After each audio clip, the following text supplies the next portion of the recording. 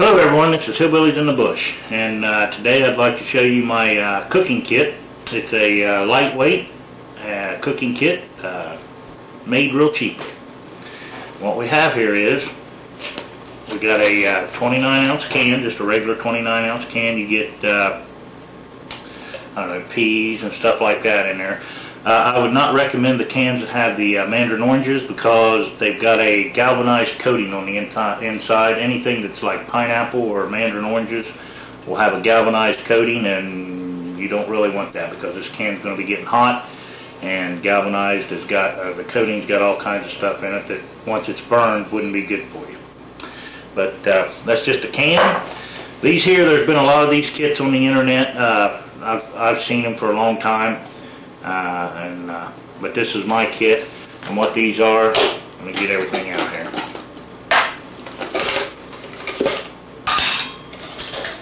This is a 4-cup Ziploc container, and it comes with a lid, you know, a locking lid.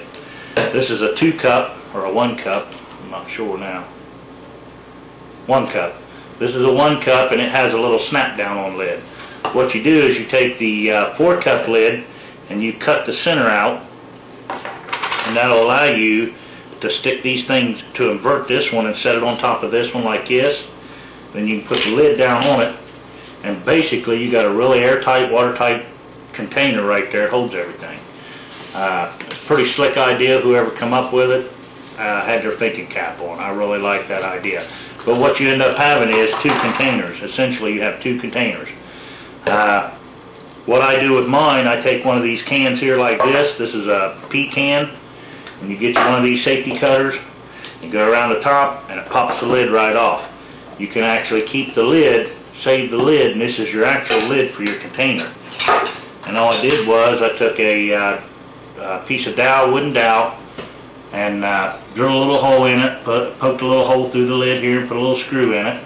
And basically, you got a pot with a lid for it.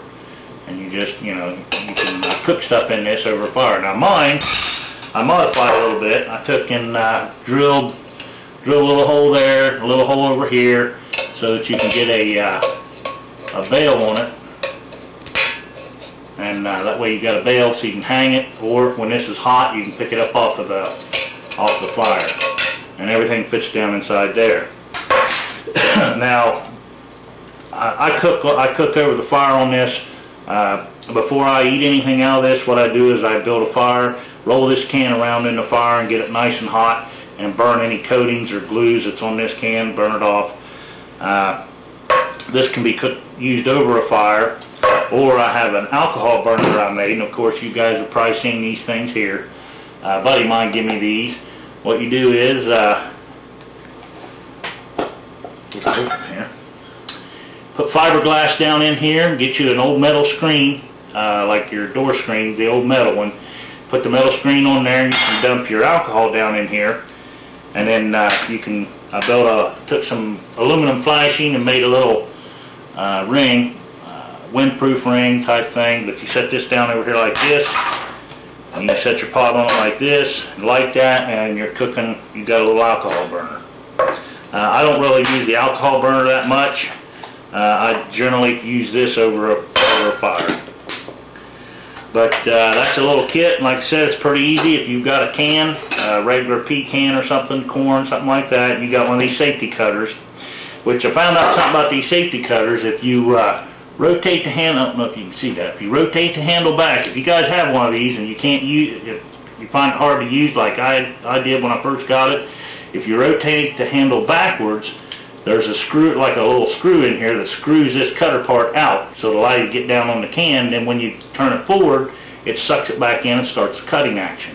So if you're having trouble with one of these safety cutters, back it up as you're putting it down on the can, back the handle up, and it'll kind of unscrew the little cutter part just a little bit, or it shoves it out so that it goes down on the lip of the can better.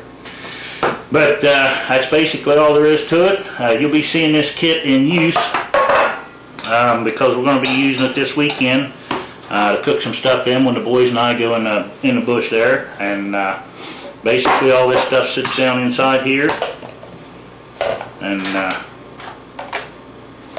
It goes down in there like that. The lid gets inverted. It goes down on like that. It goes like that. I really like this 4 cup and 1 cup deal here, the way it sits down over it, nestles down over it. You put it on and it goes down in. And as you can see, it makes a pretty small, compact kit. It's fairly lightweight other than the alcohol and stuff. If you didn't have the little alcohol stove or the alcohol in there, it'd be real lightweight. You know, the weight of the can is basically all you have. But this is my little kit, and we have used this, and we're going to be using it this weekend when we go in the bush with the boys, and we might make some rice or some noodles or something in here, but we'll probably show you this in action this weekend. So I think that's it. This, by the way, this is a 29-ounce can. 29-ounce can is what these are, and they're pretty much all the 29-ounce can is going to be like a standard size. But that's all you need to put one of these kits together. A can, one of the 4-cup Ziplocs, one of the 1-cup Ziplocs, and then all you got to do is cut the center out of your ring so that it'll go down over top of this, and then you just stick it right back on there. And it's waterproof. For the most part, it's waterproof, but it keeps everything nice and neatly contained. So until next time, I hope you liked it, and leave me some comments if you want to know any more about it. You can find these everywhere on the internet. I just added a can to mine because I like the way you can reuse your cans, and these are good to cook in. There's nothing wrong with them. But leave comments if you're interested, and let me know what you think. And until next time, this is Hillbillies in the Bush. We'll talk to y'all later.